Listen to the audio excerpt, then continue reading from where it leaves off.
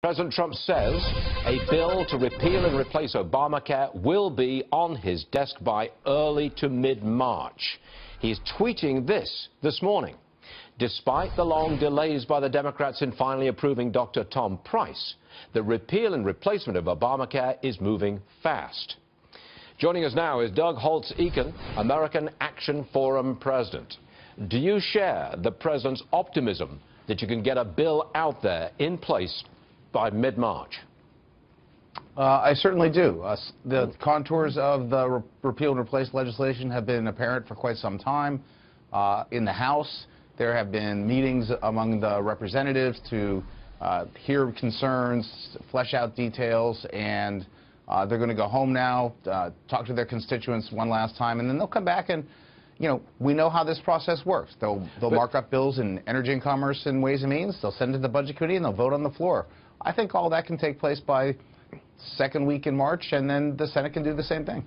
I would have expected significant delay from the Democrats using all kinds of maybe parliamentary tactics. But nonetheless, I would expect delay. And if that doesn't work, they'll bring in the lawyers.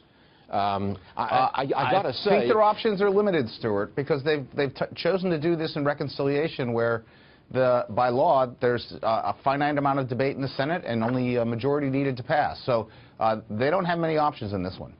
That means that if we do get this done in place by mid-March, along comes the tax reform bill, right after that. That's a very fast schedule. That's what Wall Street really wants to hear. So, do you share that optimism that we will get into the tax cut bill relatively quickly?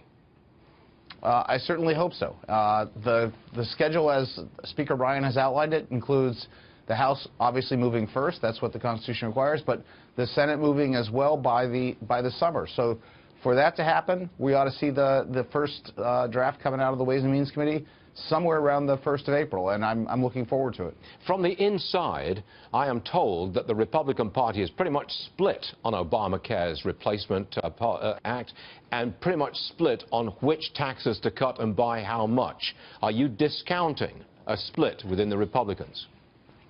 On replacing Obamacare, I am discounting it because the split is really among things that are very similar. It's a matter of, bigger or smaller, one member's proposal versus another. And those are things that are normal and they'll get settled.